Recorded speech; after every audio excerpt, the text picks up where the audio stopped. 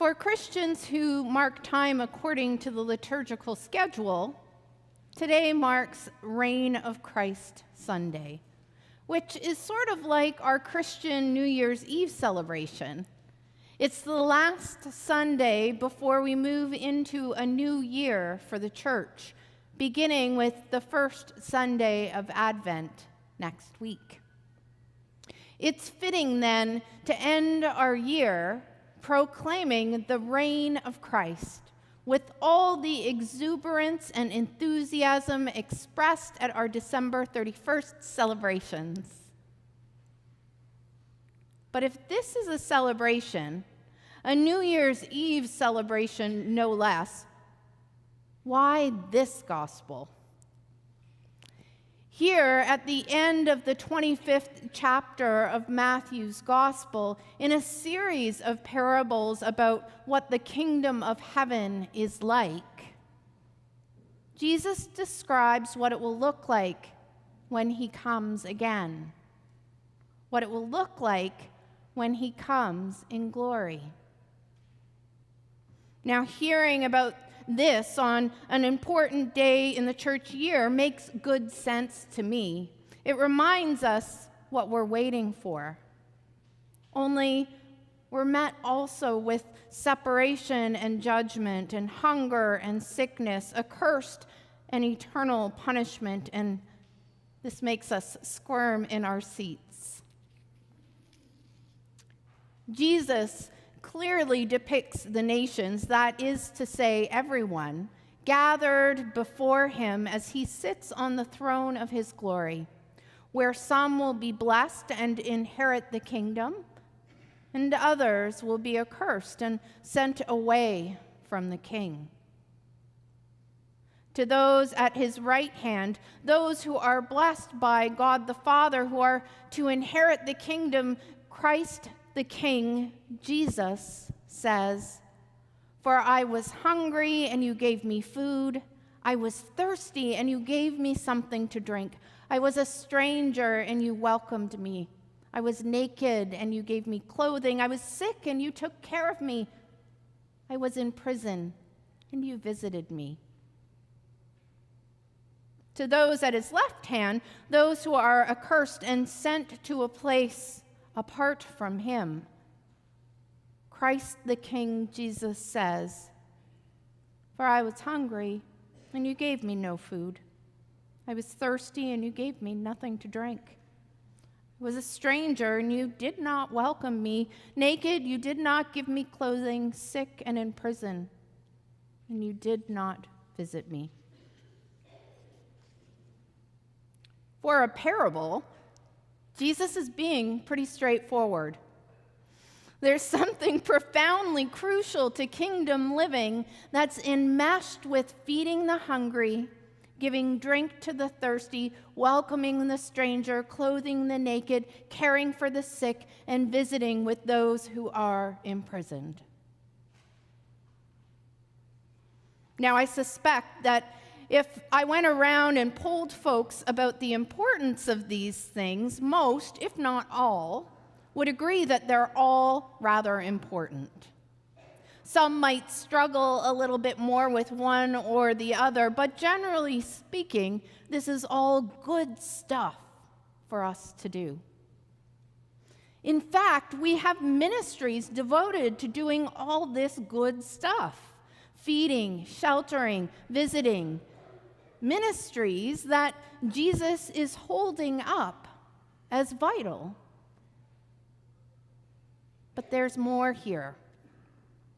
Jesus isn't dealing in generalities.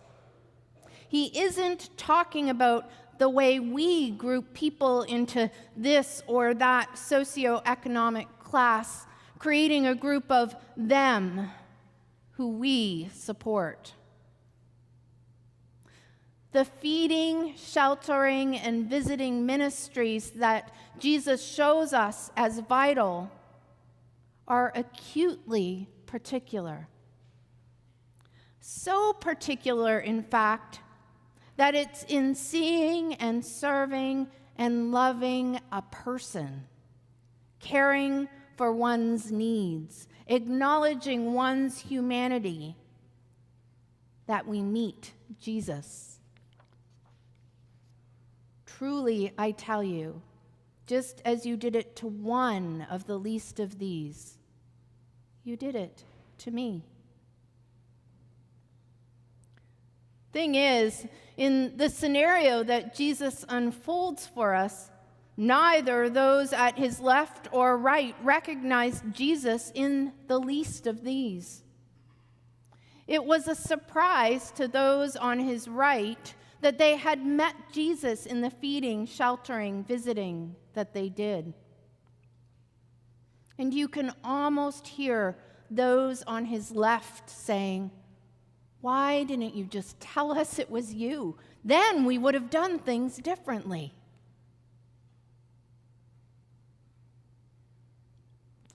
A lifetime ago, when I was working in an office doing something very different from what I do now, I sat at the front desk, and anyone who came into the building had to pass by me. One day after lunch, a young man, rather disheveled, somewhat agitated, who I'd say was in his late 20s, wandered in and stepped up to my desk. Surprised, I asked how I could help him. He asked for directions, which I gave. His plan, he explained, was to walk to his destination, but I told him that that would take hours and shared with him the best bus route to take to get there. But he told me no, he'd walk because he had no money. Now, I don't often carry cash. However, that day, I had the exact amount for bus fare in my wallet. So I took it out and I gave it to him, not thinking much about it. He thanked me, and off he went. Only he turned around and came back in. He walked up to my desk and said, "You know what I really want? I really want an apple. I'm hungry, and all I want is an apple." The one thing I didn't eat from my bagged lunch that day, an apple. So I pulled out the apple from my lunch bag and I gave it to him.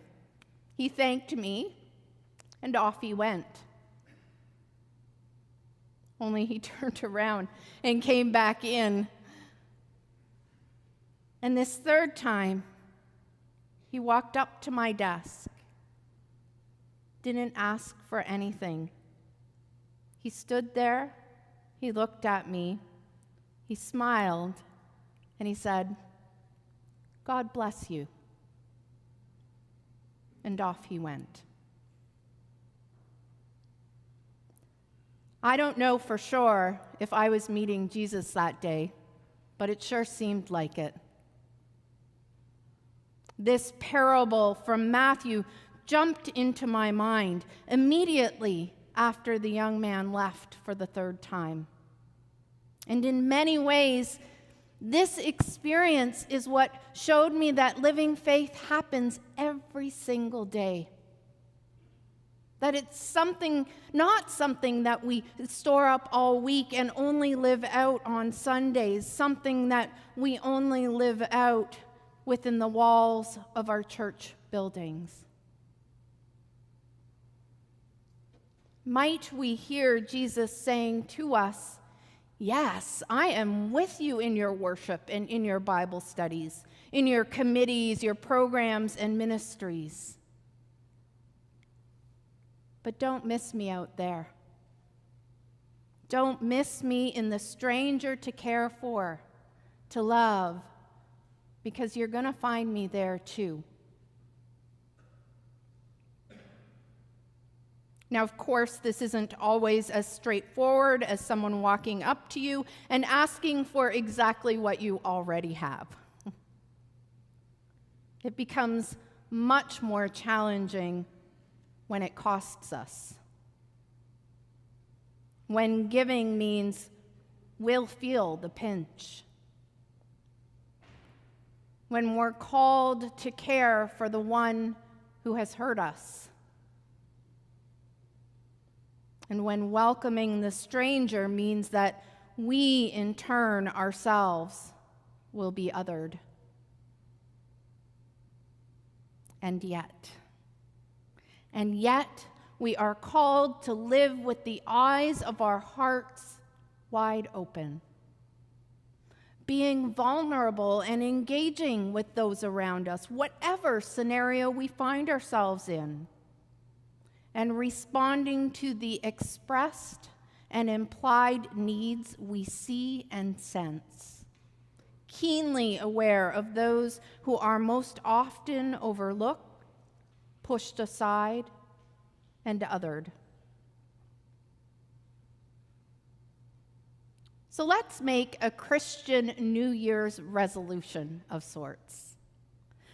Let's make seeing Jesus in all we meet a non-negotiable way of living faith. Let's see through the lens of our shared humanity, which means feeding, welcoming, caring for, and being with are the norm. Believing that this is what we are all about because this is what Jesus is all about. I can't say that doing this will change the way things look in your life, at least not at first glance. But I do know that when Jesus meets us in the caring of one another, hearts will be transformed. Relationships will be transformed, likely in ways we never imagined. And the way that we make sense of the world around us will shift.